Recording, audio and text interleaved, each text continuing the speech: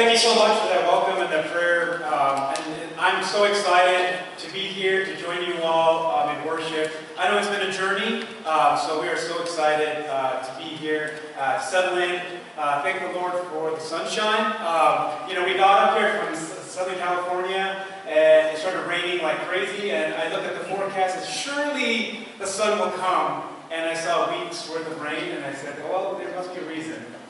So I like the sunshine, so it's nice to have a little bit of sunshine this weekend, a little bit of reprieve.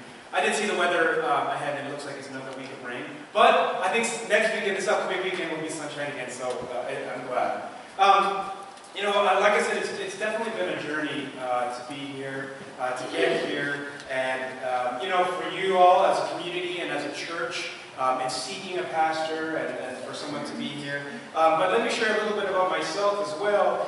It's definitely been a journey for us in finding a place where God has called us to. And not just in the context of a job or a position, but really in finding out what is God's call for us. And, to me, it's by the grace of God that we are all here together. I look at the timing, I look at how it all came together, and really, coincidence? The world may say so. For me, I believe the Lord had a large part in that. And so, I look forward to building a relationship with you, to getting to know you. This past week, thankfully, I was able to meet with some of you and go to some of the community groups. If you haven't already, or if you haven't attended already, let me tell you, the community groups that you guys have here, I love it. There's so many different people there, the relationships are great, and I feel like each community group has their own, characteristic. And so, there's something for everyone. Doug and Ruth's Wednesday group, I was able to attend, I didn't attend fully the women's group. Don't worry, I just came and I saw them and then left, let the ladies do what they do. But it's great, they gather together. I have the men's group on Saturday morning. And there's a lot of things. So if you haven't already, please feel free to attend. I know that as we attend and as we come out, it's an encouragement. Because I think in the community, in that relationships that you're building, you're not just attending as a program. For me, I really see it as a relationship. And for me, as a pastor, with you all, I'm not just here to see you on Sunday. I'm not just here to, stay within the confines of this building. I look to grow with you outside, to do life together. And I believe that's what Christ has called us to. We gather here on Sunday mornings to grow and to have unity and to really seek that together as a body of Christ. But I also know that the relationships go beyond these walls. And I hope that you're able to see that and experience that as well. So, as we begin a new year and a new season together, the question for us, and for me, and I'm sure maybe you guys have as well for me, is what lies ahead? So what's next? So what's up, Pastor? What are you going to do, right? And it's a lot, and thankfully you've been gracious to give me the space and to prepare. But with so many opportunities, so many, with the new year and everything else that's going on, it just happens that it's the beginning of 2019. I don't know about you, but I thought, I can't believe it's 2019. I remember when it was like 1999 and everybody was freaking out. I remember Y2K. It's like, oh no, turn your computers off and everything. It's crazy. And now here we are at 2019. But with so many opportunities, so many new things, what lies next for us as a community of Christ? What lies next for you as an individual? I'll tell you, as a church, this is my desire and my hope for us. Sometimes we get so excited and anticipation is so much, and trust me, I'm like that as well. If you meet me, I'm a ball of energy. This past week's been a little low. I've been sick. I'm just getting over it now. But I'm emotional, and I like to sprint out of the starting blocks. But sometimes when you do that, you get too far ahead of yourself. And as followers of Christ, I want us to make sure that we are following Christ. Does that make sense? I don't want to get ahead. I don't go ahead of what God said. I'm like, yes, Lord, you call us, let's go. And we go and we leave the Lord behind. For me, I want to make sure, if anything, that we go intentionally. That we go intentionally at a pace that God calls us to move patiently and to examine every step of the way how God might be calling us.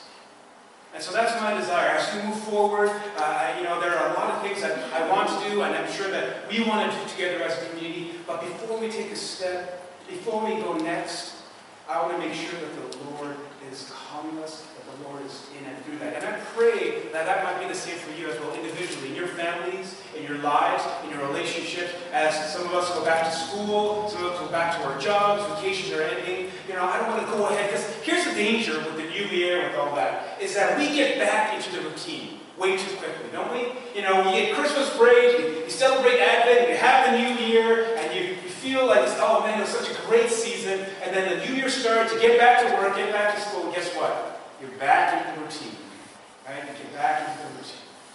And all the promises that you made, all the resolutions that you made get harder and harder to follow because you're back into the routine. I pray that as we move forward, that we would stop and pause at every step and say, Lord, call me, lead me. And to remember that we are followers of Christ. And too often, I think, in this world, we've taken on this mentality where, yes, I'm a follower of Christ, but God, here's my schedule, and let me see where I can plug you into my schedule. Let me tell you when I have free time, Jesus. Right? Let me tell you when I can do my quiet time. Let me tell you when it's convenient for me. But I pray that we wouldn't do it out of convenience. But I pray that there would be a burden in our hearts to be uncomfortable. Because here's the thing. I believe that in the uncomfortability, that's where faith grows. Because when I'm uncomfortable, I don't know what's next. And when I don't know what's next, I have to trust in God. And that's what I want to talk about today. As we begin our lives together, what does it mean? Who are we called to be as individuals? So as we start, I'm going to take a look at a passage today, Matthew chapter 14, verses 22 to 33. Matthew chapter 14, verses 22 to 33. And I love this passage, and there's a water theme here. Some of you may know I'm in the Navy, and so I think, starting off with a nautical, a little bit a passage, and having that is kind of appropriate. So we're going to take a look at Matthew chapter 14, verses 22 to 33. And it's now going to be for the NIV. It says this: Immediately, Jesus made the disciples get into the boat and go on ahead of him to the other side while he dismissed the crowd. After he had dismissed them, he went up on a mountainside by himself to pray. Later that night, he was there alone. And the boat was already a considerable distance from land, buffeted by the waves because the wind was against it. Shortly before dawn, Jesus went out walking on the lake. When the disciples saw him walking on the lake, they were terrified. It's a ghost, they said, and cried out in fear. But Jesus immediately said to them, "Take courage. It is I. Don't be afraid." "Lord, if it's you," Peter replied, "tell me to come to you on the water." "Come," he said. Then Peter got down out of the boat, walked on the water, and came toward Jesus. But when he saw the wind, he was afraid, and beginning to sink, cried out, "Lord, save me!" Immediately, Jesus reached out his hand and caught him. "You of little faith," he said, "why did you doubt?" And when they climbed into the boat, the wind had died down. And those who were in the boat worshipped him, saying, "Truly, you are the Son of God." Please join me in prayer. Let's pray. Heavenly Father, I thank you so much for this season, this time, this opportunity, this call. And Lord, we believe that in you all things come together. And as we start a new year, a new season, a new chapter in our church and in our lives, God, I pray we would know what it means that you are calling us every step of the way. So as we look ahead, God, would you lead us and guide us? Speak to us and move us. In Jesus' name. So today's sermon title is "The Way Ahead." I said, look, what is the way ahead? And this upcoming month, I really want to begin to look at identity in terms of what does it mean to be who God has called us to be. And like I shared a little bit earlier, it's been a journey that I've been on for the last, especially year and a half to 2 years, and who God was calling me to be and what He was calling me to do. Hey, when I left active duty from Petaluma, and some of you know I was at the station of the Coast Guard base here in Tamales, I didn't know what was next. I didn't know. People are like, well, why are you leaving the military? You have housing, you have pay, you have health insurance, you have a job. Why are you leaving? And when I tried to explain, how do you explain in the world's eyes and the world's understanding, it's the Lord has called me out. I feel God is calling me to something else. They're like, yeah, I get it, but why? Well, who knows why? God knows why. You know what I mean? It's only the Lord. But it was a stressful time not to know what was next. And to know that, Lord, I know that you called me. I know that you called me out to something else, but I just don't know what it is. And many times, I question it. And I don't know about you, if you've ever faced a situation where you felt called, or you made a decision believing that that's what God called you to, and you come to a point where you start questioning, maybe God didn't call me. Maybe I got it wrong. Maybe I'm being foolish. Why risk security? Why risk stability for the unknown? And why not take matters into my own hands? Right? During that season, I didn't know what to do, and I just felt the Lord calling me to wait. And I was like, no, God, but what am I doing? And when people would always ask, so what have you been up to? It's been about a year. I go, I'm at home. I'm here with the kids. They're like, oh. And I felt almost foolish and embarrassed. I said, maybe I need to do something. Maybe I need to work somewhere, do something. But I always went back, and I felt like I had to be reassured that God is the one who called me to that season. And it's a battle. It's a battle to live according to God's call, especially in this day and age, isn't it? Right? Because we need to know that it's not about me establishing my own plans, but the willingness to follow His. And how often are we willing to wait in the midst of insecurity and unknown and not knowing what's next and needing to know and say, but I will wait until He calls me to move. See, it's really about trusting God. That comes down to knowing, hey, am I willing to take a step of faith? And even if everything in my human, moral body tells me to take action, I will stand still as long as He calls me to. And it's a challenge. It's a rift that we often face. And so as we begin our journey together, I believe that God is calling us to places where even what seems impossible or doesn't make sense, that He wants to impart a sense of hope and faith in what He can do.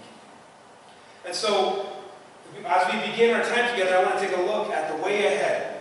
So what is Christ calling us to? What is Christ calling you to? What is Christ calling me to? As a part of this community, as individuals, as we go through life, how is He calling you to live? And I'm not just talking about, well, I have work, and I have a family, and I go to school. No, but specifically, how is He calling you to make the family, the relationships, the job, the church, the community, be what He is shaping it to be? Today, our passage comes after Jesus' feeding of the 5,000. And, after I picked this passage, it's funny, I was talking to the leadership team. They actually looked at the similar passage in John on Friday, and I was like, I didn't plan it. I swear I didn't plan it. It's incredible how God sometimes brings it together. But here we are in our passage today. Jesus just fed the 5,000, and He sends out His disciples ahead. Now, they get into the boat, and they go away from the shore. And John, the Gospel of John, it says about 3 to 4 miles. Here it says a considerable distance, right? And we think of it as somewhat in the sea. They're away from the shore, okay? They're away from the shore. Now, as you're away from the shore, I don't know what you're imagining, but it's late at night. It says they were there at the 4th watch. Now, when we look at the watch, it's from 6 p.m. to 6 a.m. and it's divided into the 4 watches. So this 4th watch is really around the 3 a.m. to 6 a.m. time. Why is this significant? Because these disciples have been fighting the waves, fighting the storm all night. See, in the NIV, it talks about, it says, hey, they were buffeted by the waves. But if you look at other translations, they're talking about not just some waves and wind that are coming. They're talking about a storm that disciples had to fight. The New Living Testament says this. It says they were in trouble. They were in trouble. The disciples in the boat were in trouble. They were far away from the land. For a strong wind had risen and were fighting heavy waves. I don't know if you've ever been on a ship or a boat when the waves come, but it's scary. It's scary to see waves crashing over the bow of a ship. So when I deployed and we were going around the Indian Ocean into the Persian Gulf, the ship, this is a Navy warship. We have things there, we have all these capabilities, but I questioned it a little bit. I was like, so I talked to our chief engineer and officer, and I asked him, so, can I talk to you? He said, yeah, Chad, what's going on? I said, there's no, we couldn't, capsize ever, could we? And he looked at me like, no! I was like, well, can you explain to me why? Because, the ship, so here's the thing, everything is strapped down on a ship, on a surface warship, okay? Because the ship goes back and forth, rocked by the waves. And we had hurricane straps against our bunks so that you don't fall out. Our computers and our chairs, they're all strapped down. Well, in the middle of the night, I woke up. Everything was on one side of the wall. The bulkhead is what we call it. I'm like, what happened? The books were going everywhere. Glass was falling apart. Literally, as the ship's rocking, you're almost like walking on the side of the ship, right? You're like, man, this is, and you can't even do anything. And then here's the thing with the rocking of the ship.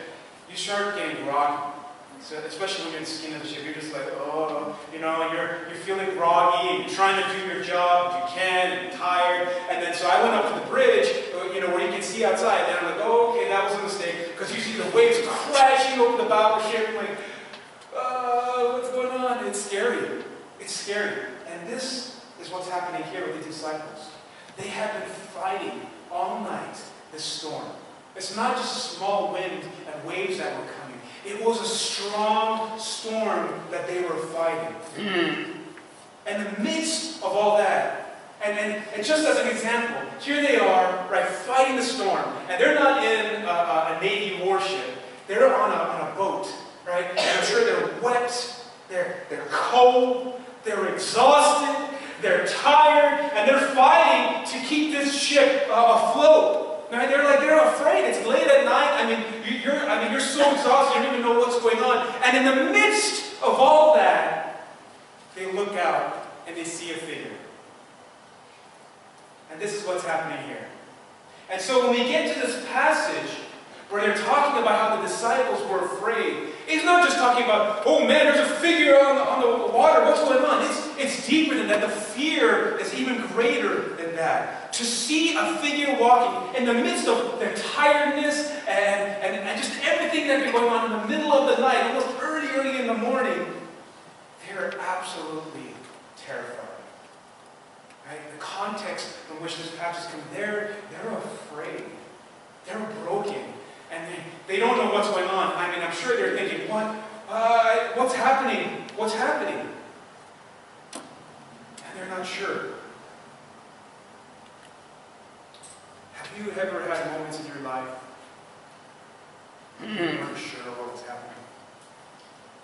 Have you ever had moments in your life when you felt completely exhausted, completely overwhelmed, just worked, and in fear of what might happen next?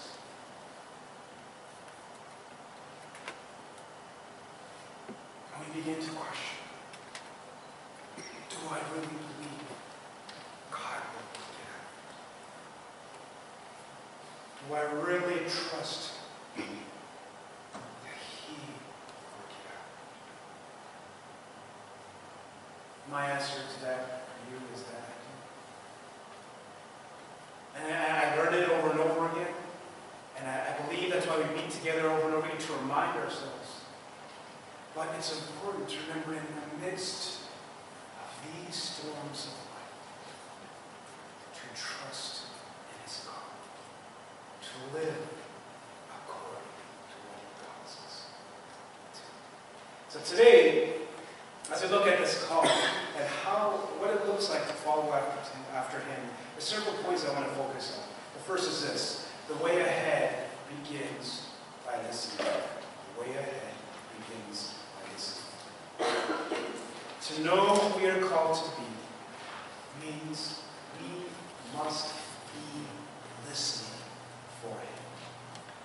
And too often we're quick to establish our own plans. But if we only knew the joy of surrender. See, as we surrender, to find moments of refreshment, where we don't have to stress about what's next, or what I need to do, and how I need to establish it, but to know what it means to find rest in Him. To know the joy of listening for Him and hearing His voice.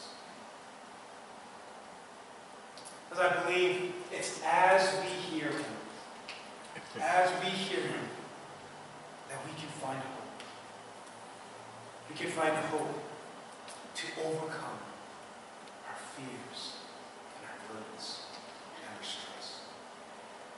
If you go back to verse 27, as He walks in the midst of the cold and the storm and the waves and the fear that His disciples are feeling, Jesus says to them, and He doesn't just say, He doesn't just wait, right? Verse 27, but Jesus immediately said to them, take courage, it is I, don't be afraid. Jesus immediately acts to calm the fear of His disciples. And I believe He responds immediately when we listen, to remind us that He is in control. Here's another thing. When He says, take courage, it is I. It's not just Him saying, hey, don't you recognize me? Hello, it's me that you guys have been hanging. I just literally sent you guys out. He's not talking about, hey, it's me, the one who sent you. But He's saying, when He says, it is I, there's a deeper meaning to that. He's alluding to that which is I am. He's saying, it is me. It's not just me, the person who sent you out, but it is me. I am. The Lord God.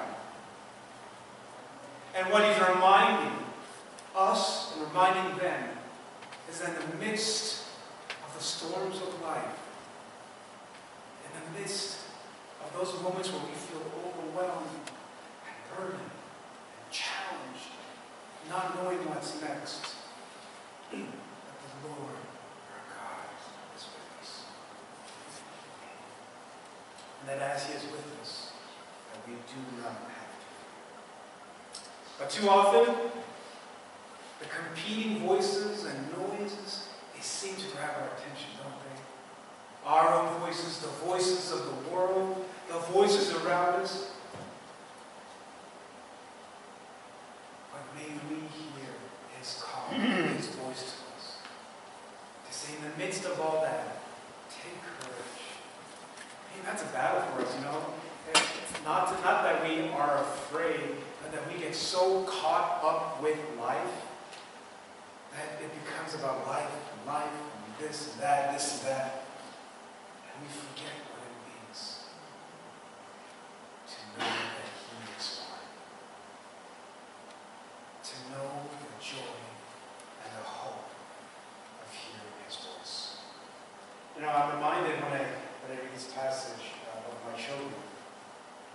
Too often I've been away from my children and my family, and but fortunately I've been able to contact them over the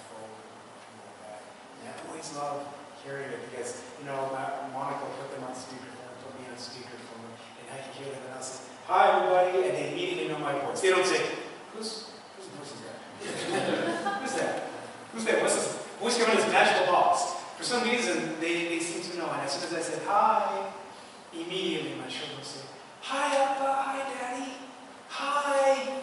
They immediately recognize me. And there's, like, Monica's going, I'm like, oh, touches, it's like, oh, man, something's coming on you. Right?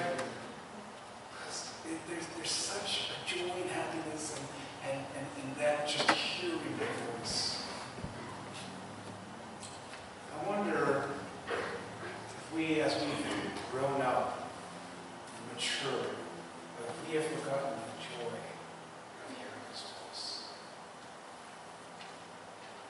I hope and desire in the midst of all this as we move forward in the ways ahead is that we would hear His voice. We would listen for Him. Listening for Him means finding ways to silence our souls, to quiet, to silence the world and listen. To take moments to listen. Not take action, but to be, to rest, and to listen, whether it's through prayer, through His Word, or through just finding moments to sit and be still and know that He is God. What are you facing? What are we facing that we need to hear the hope, the courage from our Lord? The next thing I want to look at is that the way ahead develops as we move with Him. That is not only that we hear Him, but what we hear, His call will become a reality and develop as we move with Him. That is, as He calls, not just say, that was a good point. Thank you, Lord. Thank you for what you just said. Those words, exactly what I need to hear. And then we go back to our daily lives. But to take practical, actual steps, not in theory, in thought, but in action. We go back to Hebrews chapter 11, right? And through there, Hebrews chapter 11 gives examples of all these great people of faith. Noah, who built the ark. Abraham, who left with his family. People who were willing not just to hear the call, but to move as God calls. Peter, when he heard that it was Jesus Christ, he said, yes, it is Him. He said it's Him. He responds by saying, if it is you, Lord, just in case, if it is you, Lord, tell me to come and I will come. And Peter's request is based on his faith in Jesus Christ. And out he steps. When Jesus says, come, Peter said, hold on, actually, let me double think. Let me do a double take, Jesus. I know you told me to come right now, but we're in the midst of a storm. Am I just hallucinating? I'm tired. Like, how will do you want me to come over like the side of the boat, the front of the boat? I feel like that's us sometimes. Like, what does it mean? How do you want me to move? Okay, tell me to move. So should it go this way, that way? What day? What time? How? What's it going to look like? And too often we start building up all these excuses. But it's simply about taking action. And don't get me wrong, I'm not talking about legalism. I'm not saying that we need to do these things to gain grace or faith. That's not what I'm talking about. I'm talking about as Christ calls me, as He calls, am I willing to take the steps to live by faith? And I'm not talking about saying, okay, we need to change my entire life. I'm talking about even just in the baby steps, even just the first step. Even just the first step in how I need to live by faith. Our men right now are going through the book of James. I love it. It's a great series. If you haven't attended, I really encourage you to attend. Great conversation, and it's a great series. But James reminds us of what it means in the face of trials, in the face of persecution, in the face of temptation, not just to speak the faith, but to live it, to take action. James reminds us that faith without action is dead. So how will you take action? How will we as a church begin to take steps in how he calls? The last thing is this: the way ahead progresses as we trust in him. See, as we listen, as we move, we continue to find the way ahead. We continue to follow him as we trust in him. Because all of these come together, join together. Because see, essentially, what it means to move in Jesus Christ is to say, Lord, I do trust in you. And what you call me to, I do trust in you. So I will take action. And as I take one step, my faith grows. And I'm able to take the next step and say, you know what? It is true. And take a greater step of faith. But unfortunately, we get distracted, much like Peter. We begin to look at the things around us. We begin to look at the storm. We begin to look at the reality of this world and say, wait a minute, this doesn't make sense. Walking on water? Wait a minute, what am I doing? Why am I doing this? Why am I leaving the stability and the reality of what I'm in to a place of unknown and almost insanity? That doesn't make any sense. And Peter begins to sing. Is our life and our community built upon trusting him in the reality, or are we too trusting in this world? Are we able to trust the direction that Jesus Christ calls us to, no matter what circumstance, even if the call may not make sense to us? Or do we let this world's reality cause us to doubt? I hope and prayer is that we will be willing to move in the places he calls us to. As a community, as individuals, that we would listen for him. God, where are you speaking? How are you speaking? Where are you calling me to? And to say, Lord, as you call me, Lord, I will move. I will change. I will do this or do that. I will no longer wait for the perfect opportunity or situation, but I will choose to move today and to trust and continue to trust as you do so. But here's the thing. Here's this awesome ending to this passage. Even when we fall, even when we doubt, even in the midst of our shortcomings and our weaknesses, are we willing to say, Lord, save me? Save me, God! And here's the thing, Jesus doesn't just say, well, I'm going to let you sink a little bit because I told you to trust me. No, I love it. Immediately, Jesus responds, reaches out, and saves him. In whatever way that we might fall, we might make mistakes, and we will, because we are human. Rest assured, we have this grace in Jesus Christ when he responds immediately. And he saves us. And he gently reminds us, you, a little faith, why did you doubt? I pray that as we move forward this new season, we would know the miracle of Jesus Christ, of how he brings us together, of how he calls us to move. That we would no longer hold back or be comfortable, but live, move, and trust according to where he calls us. I pray that as we go and look ahead, that we would be excited about that, about where and how he'll call, and no longer hold back, but make the changes, make the actions, take the actions that God calls us to live obedience, live as those called. Let's pray. Lord, thank you so much for this reminder. That the way ahead is not established by our own intelligence or our own thoughts, but that the way ahead comes from you. And knowing that the way ahead comes from you, to have such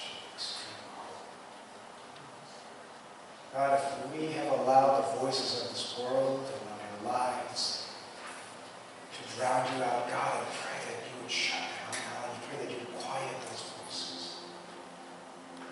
And that the still small voice of you would come and pierce our hearts and our community. And as we hear you, Lord, God, that we would come back to that joy of knowing that it is you, that you love us, and that you have this perfect plan for us. And so may that stir in us a hunger, a desire to move out, to live by faith, to step out into the unknown, and know the miracle that awaits us as you call us there. And that it would grow. That you would grow in us. And that our faith would grow in you. And that our trust would grow in you.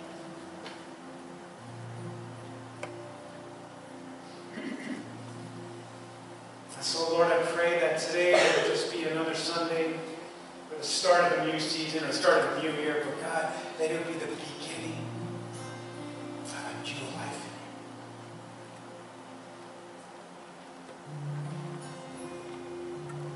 And that as we go from here, you will know what it means to grow in you. We pray in Jesus' name.